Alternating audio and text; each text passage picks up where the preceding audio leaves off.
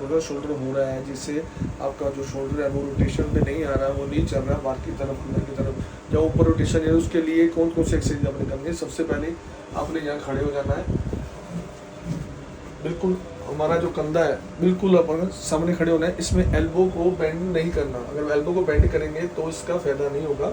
Elbow को बिल्कुल सीधा रखना है, उसके साथ जो भी हमारा हैंड है उसकी तरफ हमने अपना उसी तरफ का पैर रखना है। तो पैर को लेग को मूवमेंट देते हुए हमने ये करना है। सबसे पहले ये देखिए ऐसे ये मूवमेंट देना है।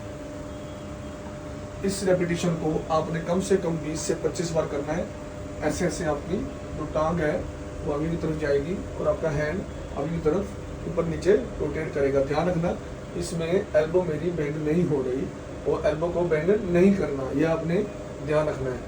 ऐसे आपने करते रहना है रेगुलर सुबह शाम। इसके बाद सेकंड एक्सरसाइज क्या करनी है, हमने फिर ऐसे खड़े हो जाना है।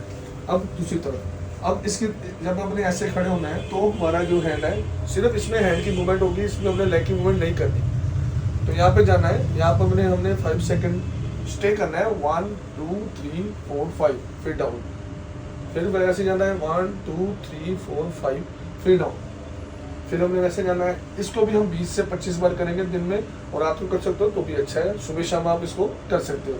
और तीसरी एक्सरसाइज हमने अब हमने फिर से सीधे खड़े हो जाना है। सीधे और खड़े होके जो हमारा हैंड है इसको एल्बो को फोल्ड नहीं करना, इसको पीछे की तरफ जितना हम कर सकते हैं हमारा खड़े हो जाना है।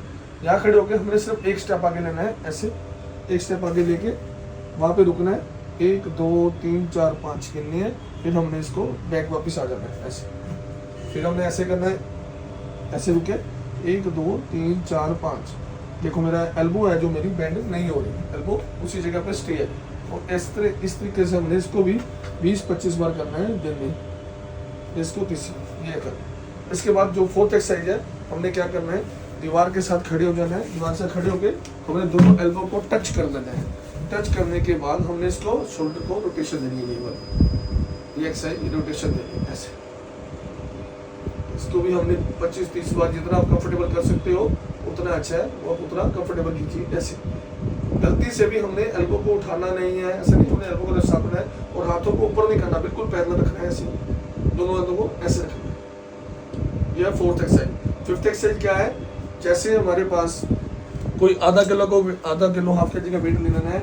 जैसे हमारा राइट शोल्डर अगर खराब है तो हमने क्या करना है, लेफ्ट शोल्डर को यहाँ पे अपना यहाँ तक रखना है, और जो राइट शोल्डर हमारा खराब है उसमें आधा किलो वेट लेके हमने इसको रोटेशन ऐसे देनी है, आगे पीछे ऐसे। जितना आप कर सकते हो आप कीजिए, कम से कम जितना सह सकते हो उतना सही है। ऊपर लेके जाइए, नीचे लेके जाइए, और 40 to 50 टाइम आपने ऐसे करना है सुबह शाम। इससे आपकी जो शोल्डर मूवमेंट है वो और बढ़ जाएगी, और जो जहाँ पे शोल्डर आपका बंद है वो खुल जाएगा, ओपन हो जाएगा। ये 5 फ्रोजन शोल्डर की एक्सरसाइज है आपके लिए। डन।